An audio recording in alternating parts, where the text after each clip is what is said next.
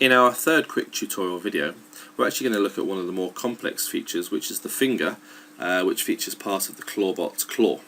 Now, the finger itself is a sub-assembly. It's an assembly of multiple parts, and these parts, as you can see, once they're modified, are quite visibly clearly different based on their material appearance. And this is a modified finger that I've created. So what I've done is I've taken the base part, which is in green, and I've taken an additional extrusion to the left and to the right, so one coming out this way and one coming out that way, using the existing line work. And then I've managed to recreate the same feature in this part here, which actually, if you feel it on the real claw, is a rubberized plastic. How is this achieved? It's very simple. If we actually look back along the actual product itself and look at the finger, the finger is made up of a number of extrusions. What I'm just going to do here is I'm just going to turn off the visibility of the additional rubber part so we can just see the finger itself.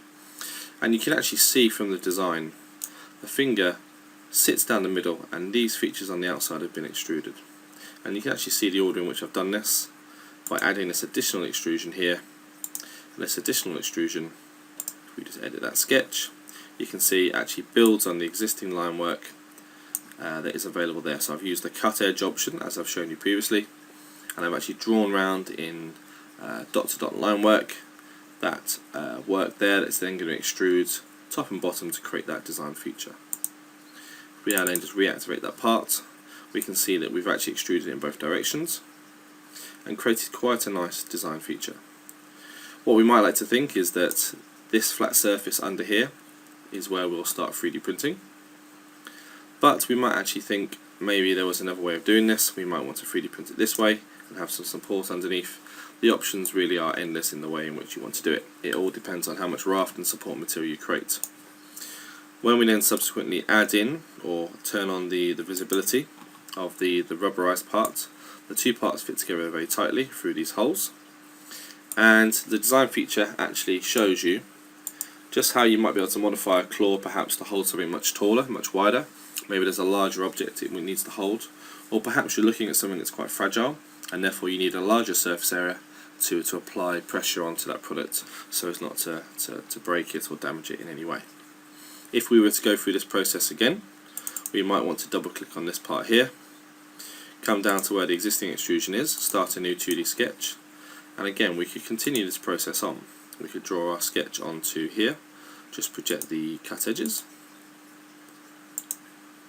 and as you can see this line work is now available. We could then do dot to dot around the outside just to complete that line work out, or perhaps we want to draw something quite alternative. We might like to add an additional circular ball feature here in case something's been clashing and getting stuck. Finish the sketch, do an extrusion and say yep, I'm absolutely happy to extrude this part and the existing part here, and again we've modified this part in some way, shape or form that's going to hopefully benefit our robot some way. And that feature there might help us to interact with the object we're picking up much easier than we had done previously. When we return back to the full assembly, like so, what we'll notice is that part is still a sub-assembly of two parts, but if we then go to our standard exit, which is to export CAD format, we can still create one single STL file, which is down here. We can check that in the options that it says it's a unit of millimeters, and we can actually save that part and 3D print that part as one single part. We could also break both of these parts up separately, and each of these could be created in an STL and printed in different materials.